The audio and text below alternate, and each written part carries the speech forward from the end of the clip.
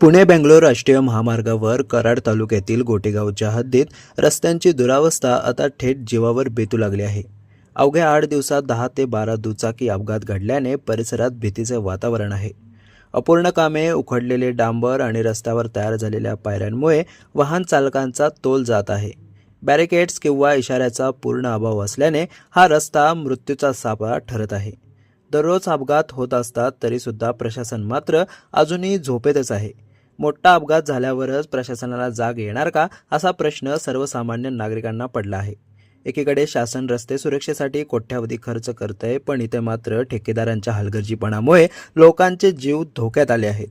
तात्काळ रस्ते दुरुस्त न केल्यास तीव्र आंदोलनाचा इशारा यावेळी ग्रामस्थांनी दिला आहे।